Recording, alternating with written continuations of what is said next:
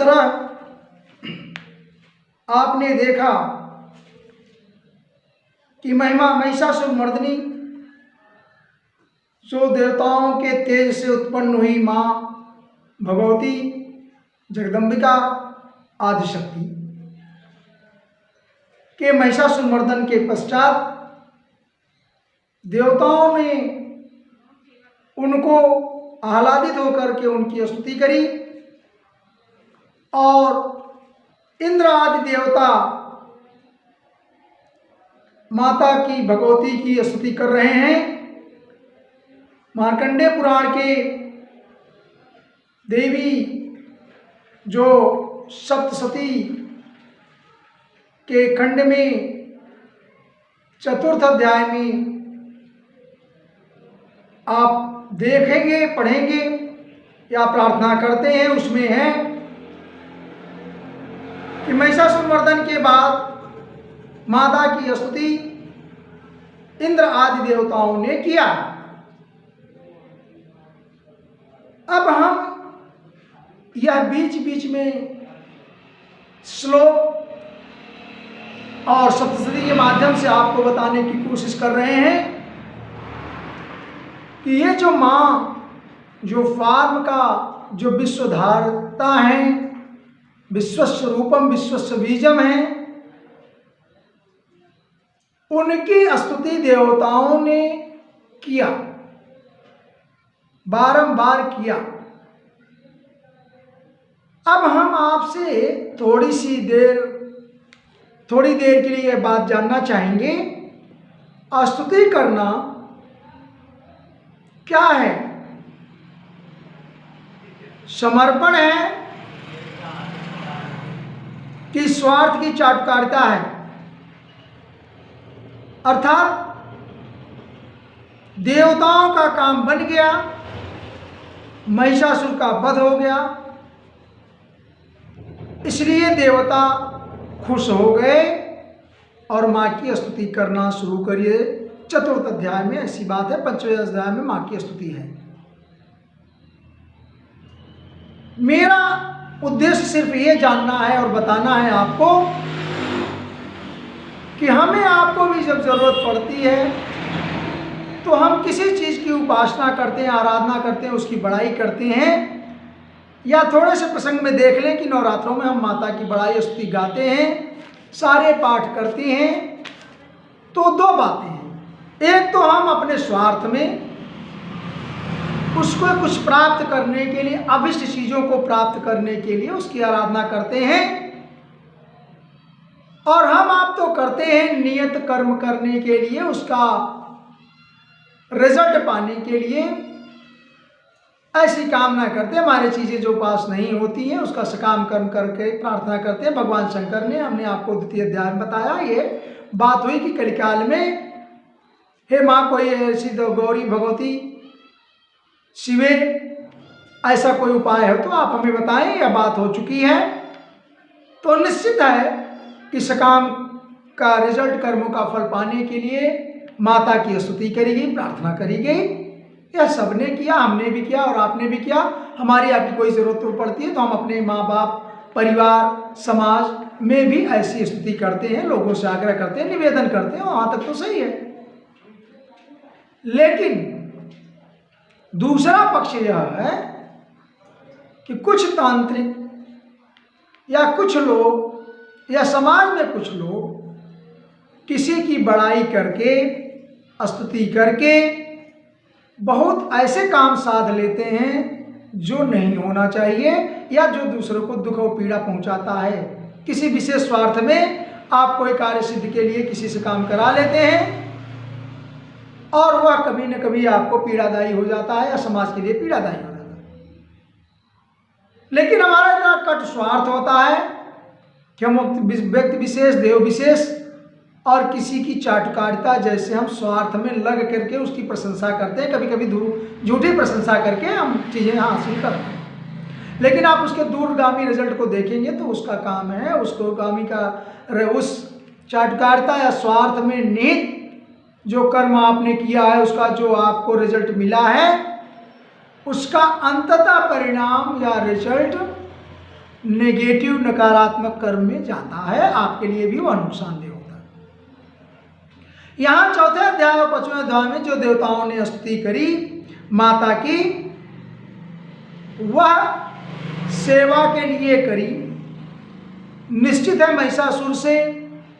महिषासुर के वध से या महिषासुर से सभी चराचर विश्व में उपस्थित जीव जंतु या देवी देवता सब परेशान थे और मुश्किल में थे। इस तरह से माता की स्तुति करके उन्होंने इस नकारात्मक जीव से या नकारात्मक ऊर्जा से छुटकारा या मुक्ति प्राप्त कर ली।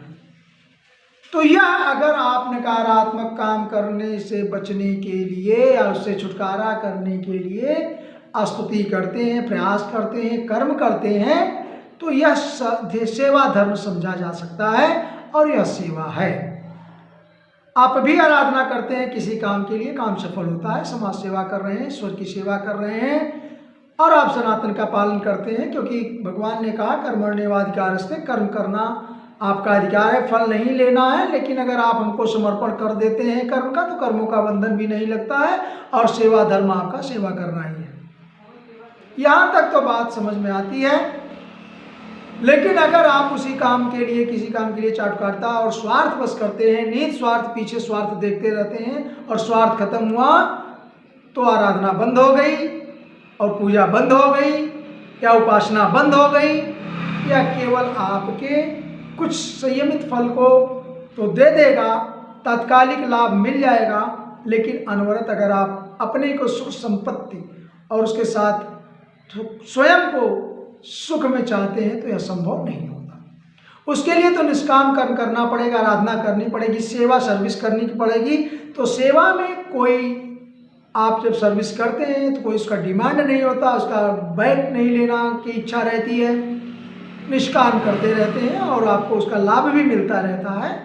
लेकिन जब आप किसी विशेष बिना रिवार्ड के कोई काम नहीं करना चाहते और काम पूरा होते हुए भी उस उपासना और आराधना को बंद कर देते हैं, मंदिर मस्जिद आना जाना बंद कर देते हैं, तो आप विशेषकर वह शब्द आपके लिए यूज हो सकता है और वह शब्द देवताओं के लिए भी कहीं कहीं यूज हुआ है कि जिसे हम कहते हैं कि आप अपने स्वार्थ के लिए, अपनी सिद्धि के लिए एक विशेष शब्द व्यंग जो है, अर्थात आप चाटुकारिता करते हैं, न कि स्तुति करते हैं।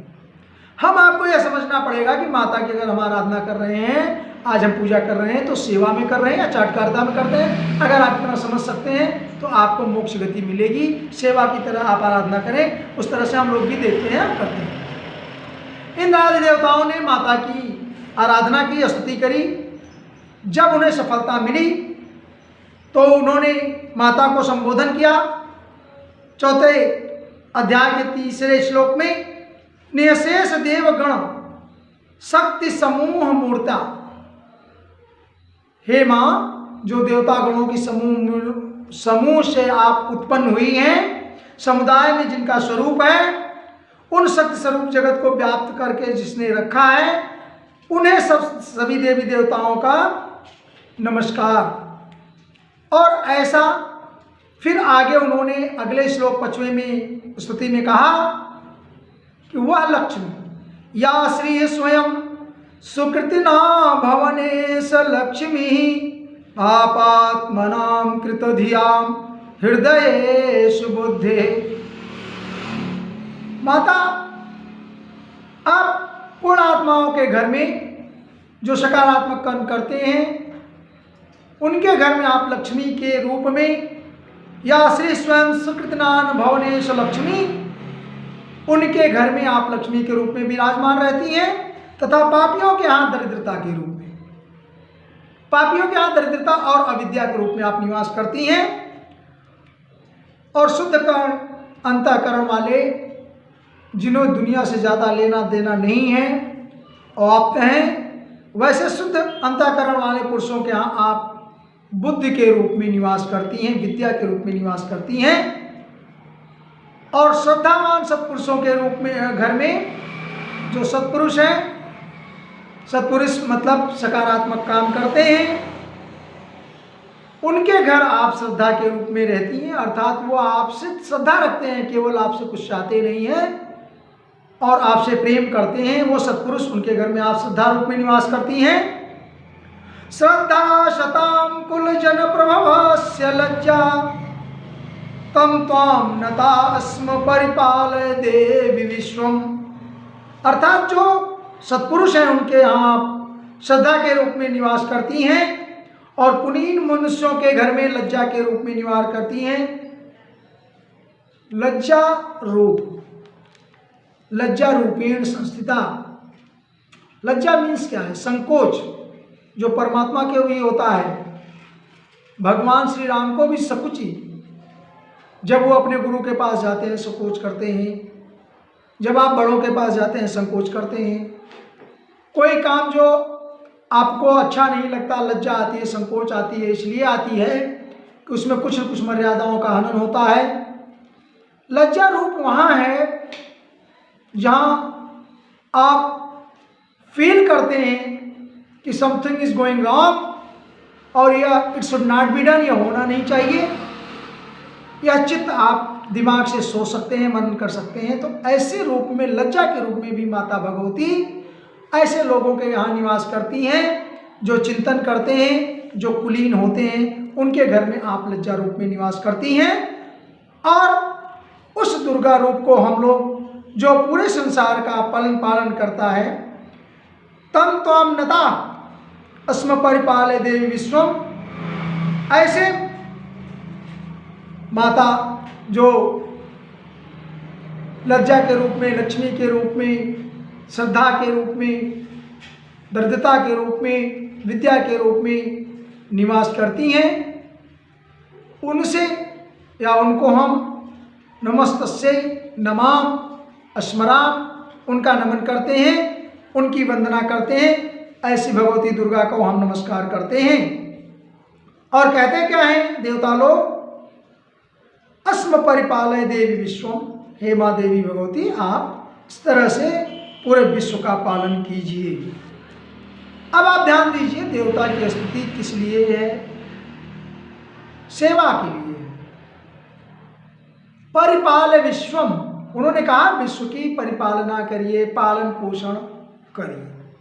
स्वयं के लिए उन्होंने वहां पर कुछ नहीं कहा। इस तरह से हमने अभी आपको बताया कि सेवा और चाटकारिता में क्या देवताओं ने किया। एक जगह आप लोगों को समझ में आता है, जहाँ पर प्रसंग उठता है कि मंथरा को देवताओं ने भड़काने का काम सरस्वती देवी के माध्यम से किया, जिससे राम बन गए। तो आप ये कह सकते हैं कि देवताओं ने राम को बन जाने के लिए, अपने स्वार्थ के लिए, भगवान को बन जाने के लिए ऐसी मति पड़थला की बदल दी सरस्वती देवी ने। अलग अलग प्रसंग है कि उनको बन जाना पड़ा। तो एक तरफ तो आपको देवताओं का स्वार्थ दिख सकता है, क्योंकि उनका हवन पूजा यज्ञ ये सब बाधित हो रहा था, इसलिए उन्होंने चाहा कि भगवान श्री राम बन जाए। लेकिन किस लिए? विश्व कार्य के लिए। राक्षसों से पृथ्वी भारी हो रही थी, उनके आक्रमण से, उनके आतताई कर्मों से पृथ्वी पर नुकसान हो रहा था। ताड़का जैसे और असुर सब राक्षसियाँ उपद्रव कर रही थी, इसलिए भगवान का बन जाना आवश्यक था, अर्थात वह भी विश्व कल्याण में था। तो यहाँ पर भी हम कह सकते हैं कि देवताओं ने अपने निजी स्वार्थ के लिए नहीं, वरन विश्व के कल्याण के लिए माँ की आराधना किया, सरस्वती को पूजा। तो आज अगर हम आप अपनी आराधना पूजा ये महाजगत जननी, महाकाली, महासरस्वती, महालक्ष्मी से करते हैं, कामना करते हैं, तो आपको भी देवताओं की तरह विश्व के हित का, कल्याण का ध्यान रखते हुए ही अगर आप कुछ उनसे प्राप्त करते हैं, मांगते हैं, तो आपका अपना जीवन बनेगा।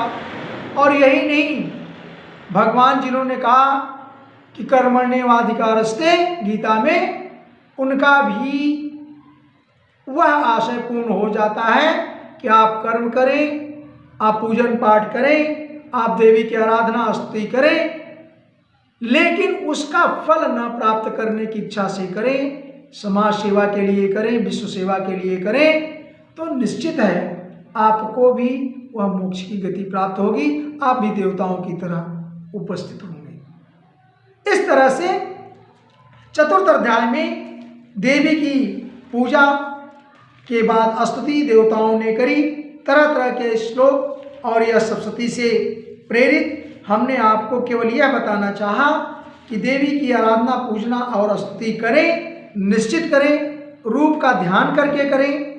जो सर्व पापकार कारणाएं हैं अपने पार को और सबका उपकार करने वाली हैं, सर्वोपकार, सर्व पर उपकार करने वाली कारणाएं, सब पर उपकार करने वाली माता हैं, उनका आराधना आप करें, निश्चित करें, और इन दिनों में माँ की स्तुति करें। इस तरह से 5वें अध्याय में भी माँ की स्तुति के लिए बहुत विशेषण, 20-25 विशेषण देवताओं ने दिए हैं।